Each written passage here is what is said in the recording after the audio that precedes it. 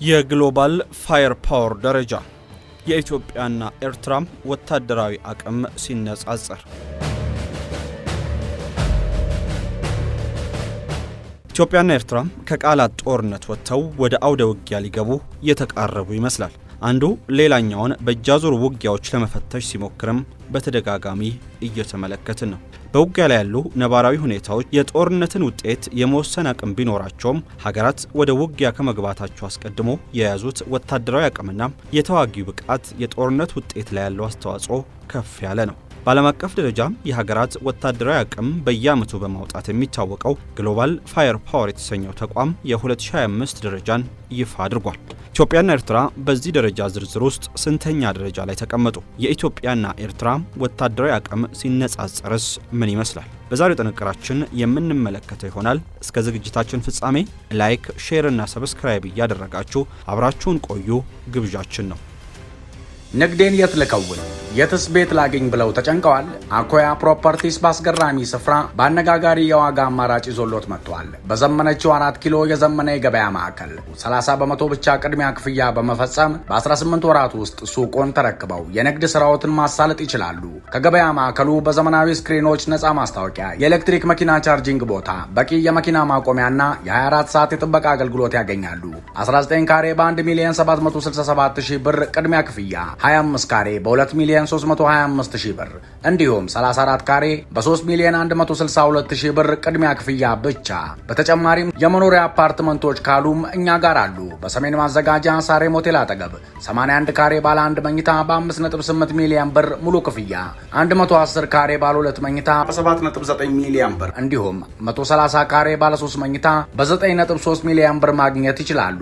እንዲሁም በሳር ቤትና ፒያሳ ከ96 ካሬ ጀምሮ በ10 በመቶ ቅድሚያ ክፍያ ብቻ መግዛት ይችላሉ።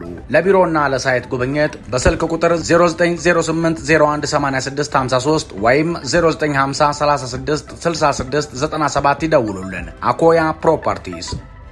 የዓለም ሀገራት ወታደራዊ አቅም የሚወጣው ከምን አንጻር ነው? በዓለም የሀገራትን ወታደራዊ አቋም በመመዘን በየዓመቱ ጦር ሰራዊቶችን ደረጃ የሚያወጣው ግሎባል ፋየር ፓወር ኢንዴክስ ተቀባይነት ያለው ዋነኛ የወታደራዊ መረጃ ምንጭ ነው። ይህ ደረጃ የሚወጣው ከሀያላኑ ሀገራት አንስቶ እስከ ትንንሽ ሀገራት ድረስ ያሉትን መረጃዎች ከተለያዩ አስተማማኝ ምንጮች በማሰባሰብ ጭምር ነው። በዚህ የደረጃ ሰንጠረዥ ውስጥ የሚካተቱት ሀገራት ወታደራዊ አቅም የሚመዘነው በጦር ኃይል ብዛትና በታጠቁት የጦር መሳሪያ ብቻ አይደለም። ይህን ደረጃ ለማውጣት 50 ነጥቦች ያሉት ፓወር ኢንዴክስ ስኮር የተሰኘም ዝርዝር መመዘኛ ጥቅም ላይ ይውላል።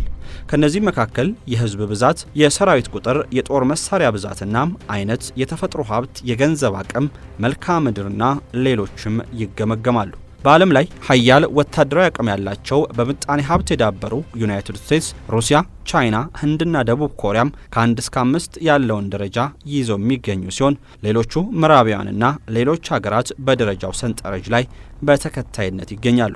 ከአፍሪካ ግብጽ፣ አልጄሪያ፣ ናይጄሪያ፣ ደቡብ አፍሪካና ኢትዮጵያም በወታደራዊ ኃይላቸው ቀዳሚዎቹ ሆነው ተመዝግቧል። እነዚህ ሀገራት በህዝብ ብዛትና በምጣኔ ሀብት በአህጉሪቱ ውስጥ በከፍተኛ ቦታ ላይ የሚገኙ ናቸው። ግጭትና ፖለቲካዊ ውጥረት በማይለየው የአፍሪካ ቀንድ የምትገኘው ኢትዮጵያ ከአፍሪካ ቀዳሚ 5 ወታደራዊ ሀያላን ሀገራት መካከል የምትመደብ ሲሆን በምጣኔ ሀብትና በፖለቲካ በቀጠናው ከፍተኛ ተጽዕኖ ያላት ሀገርም ናት። የኢትዮጵያ ወታደራዊ አቅም።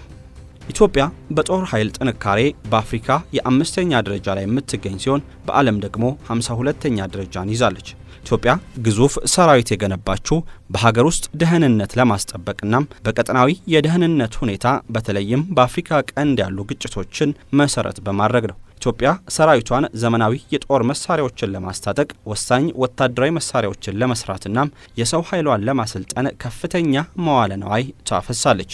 ኢትዮጵያ ከተለያዩ ሀገራት ጋር ባላት ወታደራዊ ትብብር አማካኝነትም የሰራዊቷን አቅም በማጠናከር ላይ የምትገኝ ሲሆን በአፍሪካ ቀንድ አካባቢ በወታደራዊ አቅሟ ቀዳሚዋ ሀገር ናት።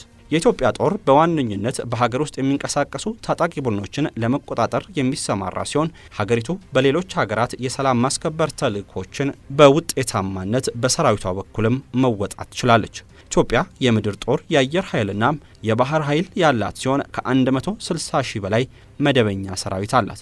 የኢትዮጵያ ጦር ባለፉት 10 ዓመታት በተለያዩ የሀገር ውስጥና የውጭ ጦርነቶች ውስጥ አሳልፏል። ባለፉት 3 አስርት ዓመታት የኢትዮጵያና ኤርትራ ጦርነት እንዲሁም ከ2 ዓመታት በፊት ያበቃው ደም አፋሳሹ የሰሜን ኢትዮጵያ የእርስ በርስ ጦርነት ዋነኞቹ ሲሆኑ ከዚህ ባሻገርም የሀገሪቱ ሰራዊት በተለያዩ የሰላም ማስከበር ተልዕኮዎች ውስጥ ተሳትፏል። በቅርብ የተደረገው የሰሜን ኢትዮጵያው ጦርነት በሰውና በንብረት ላይ ካደረሰው ውድመት ባልተናነሰም በኢትዮጵያ መከላከያ ሰራዊት ግንባታ ላይም የራሱን አስተዋጽኦ ማበርከቱ አይቀሬ ነው። ኢትዮጵያ 160 ሺህ የሚሆን አጠቃላይ የሰራዊት ብዛት ያላት መሆኑ ካለፉት ዓመታት ላይ ሲነገር የነበረ ሲሆን ባለፉት ዓመታት ግን ወደ ስልጠና የገባው የጦር ሰራዊቷን ቁጥር ከፍ እንደሚያደርገው እሙን ነው። ኢትዮጵያ ከ10 ሺህ የማያንሱ ብረት ለበስ ተሽከርካሪዎች እንዳላት የሚጠቁሙ መረጃዎች በቅርቡ ወጥቷል።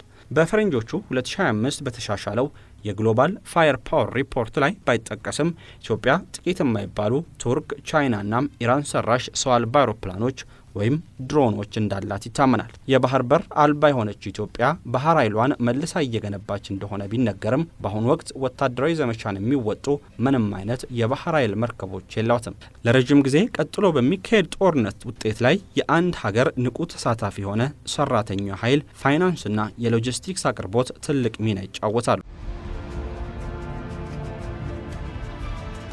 ግሎባል ፋየር ፓወር በሀገር ውስጥ ሊመረቱ የሚችሉና በጦር ሜዳ ውሎ ግብዓት የሚሆኑ እንደ ተተኳሽ፣ የደንብ ልብስ፣ መለዋወጫዎች፣ መድኃኒት፣ ምግብና የመሳሰሉትን የሚያመርተው ሰራተኛ ኃይል ወሳኝ ነው። በዚህ ረገድ ኢትዮጵያ ከኤርትራ በ100 ሚሊዮን ሕዝብ በመብለጥ የተሻለ የሰው ኃይል አላት። በዚህ ሪፖርት ላይም ኢትዮጵያ በወታደራዊ አቅም ከኤርትራ ተሽላ የተገኘችው ለግዳጅ ዝግጁ ሊሆኑ በሚችሉ የሰው ኃይል ብዛት ነው። ኢትዮጵያ አዳዲስ ወታደሮችን በማስመረቅ የሰው ኃይል አቅሟን እያሳደገች ከመሆኑ ጎን ለጎን የጦር መሳሪያዎችን የማምረት አቅሟንም ከፍ አድርጋለች። ፈጣን የቴክኖሎጂ እድገት የሰዎችን የዕለት ተዕለት ኑሮ ከማሻሻል አልፎ የጦርነት ገጽታንም በብዙ መልኩ ቀይሮታል። ሰው ሰራሽ አስተውሎት፣ ሮቦቶችናም ራሳቸውን ችለው የሚሰሩ እንደ ሰው አልባ አውሮፕላኖች ወይም ድሮኖች ላይ በማተኮር ወታደራዊ ቴክኖሎጂ በ21ኛው ክፍለ ዘመን ፈጣን እድገትን አሳይቷል። በወታደራዊ ዘመቻዎች ወቅት የጠላት ስብስብን ኢላማ ለማድረግ የሚውሉ አጥፍተው የሚጠፉ ድሮኖች በከፍተኛ ቁጥር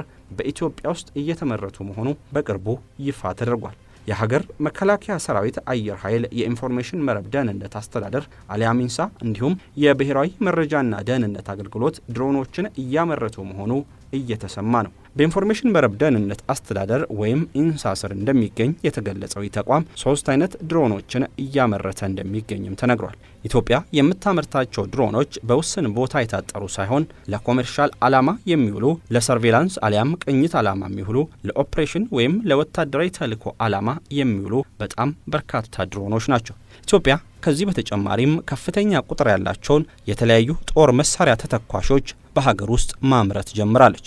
ከዛ በተጨማሪ ግን ኢትዮጵያ የጥይት ፋብሪካዎችንም በሀገር ውስጥ መገንባቷ የሚታወቅ ነው። የኤርትራ ጦር ወታደራዊ አቅምና ኢላማዎቹ።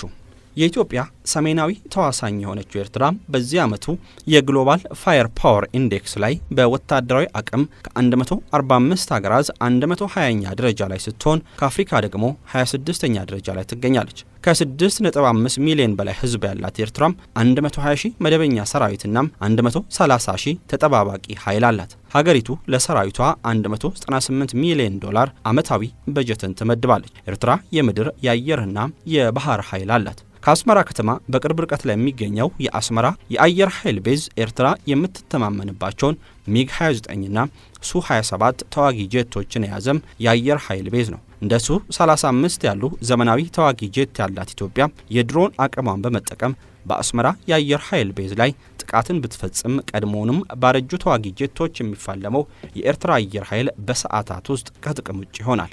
ይህ ጥቃትም ኢትዮጵያ የአየር የበላይነቱን ሙሉ ለሙሉ በመውሰድ የኤርትራን ሰማይ እንደፈለገችው እንድትዋኝበት የማድረግ እድል አለው። የኤርትራ የምድር ጦርም ቢሆን በቀላሉ ለኢትዮጵያ አየር ኃይል ጥቃቶች ተጋላጭ የመሆን እድሉ ይሰፋል። ከኤርትራ ዋና ከተማ አስመራ በስተምዕራብ በኩል የሚገኘው ሳዋ የወታደሮች ማሰልጠኛ ተቋም ኤርትራ ካላት 250 ሺህ ጦር መካከል አብዛኛው በዚህ ማሰልጠኛ ተቋም ውስጥ አልፏል። ሳዋ ከዋና ዋና ከተሞች በርቀት ላይ መገኘቱ ለአየር ድብደባ ተጋላጭ የሚያደርገው ሲሆን ኢትዮጵያም ድሮንና ሌሎች የአየር ኃይል የጦር መሳሪያዎችን በመጠቀም ይህን ወታደራዊ ማሰልጠኛ ከጥቅም ውጭ ማድረግ ትችላለች። የሳዋ ወታደራዊ ማሰልጠኛ ተቋም ከጥቅም ውጭ ሆነ ማለት ደግሞ የኤርትራን ጦር የሰው ኃይል የሚያመናምን ሲሆን በሌሎች ሰልጣኞች ላይም ከፍተኛ ፍርሃትን ይፈጥራል። ኤርትራም በአብዛኛው በናቅፋ ተራራማ ስፍራዎች በርካታ የመከላከያ ምሽጎች ያሏት ሲሆን በአሁኑ ሰዓትም ይሄ ነው የሚባል ዘመናዊና በትልቅ ደረጃ ሊነሳ የሚችል የጦር መሳሪያን የታጠቀች ሀገር አይደለችም። ንግዴን የት ልከውን የትስ ቤት ላገኝ ብለው ተጨንቀዋል? አኮያ ፕሮፐርቲስ በአስገራሚ ስፍራ በአነጋጋሪ የዋጋ አማራጭ ይዞሎት መጥቷል። በዘመነችው 4 ኪሎ የዘመነ የገበያ ማዕከል 30 በመቶ ብቻ ቅድሚያ ክፍያ በመፈጸም በ18 ወራት ውስጥ ሱቁን ተረክበው የንግድ ስራዎትን ማሳለጥ ይችላሉ። ከገበያ ማዕከሉ በዘመናዊ ስክሪኖች፣ ነፃ ማስታወቂያ፣ የኤሌክትሪክ መኪና ቻርጂንግ ቦታ፣ በቂ የመኪና ማቆሚያና የ24 ሰዓት የጥበቃ አገልግሎት ያገኛሉ። 19 ካሬ በ1,767,000 ብር ቅድሚያ ክፍያ፣ 25 ካሬ በ2,325,000 ብር እንዲሁም 34 ካሬ በ3,162,000 ብር ቅድሚያ ክፍያ ብቻ። በተጨማሪም የመኖሪያ አፓርትመንቶች ካሉም እኛ ጋር አሉ። በሰሜን ማዘጋጃ ሳሬ ሞቴል አጠገብ 81 ካሬ ባለ 1 መኝታ በ5.8 ሚሊዮን ብር ሙሉ ክፍያ፣ 110 ካሬ ባለ 2 መኝታ በ7.9 ሚሊዮን ብር እንዲሁም 130 ካሬ ባለ 3 መኝታ በ9.3 ሚሊዮን ብር ማግኘት ይችላሉ። እንዲሁም በሳር ቤትና ፒያሳ ከ96 ካሬ ጀምሮ በ10 በመቶ ቅድሚያ ክፍያ ብቻ መግዛት ይችላሉ። ለቢሮና ለሳይት ጉብኝት በስልክ ቁጥር 0908018653 ወይም 0950366697 ይደውሉልን። አኮያ ፕሮፐርቲስ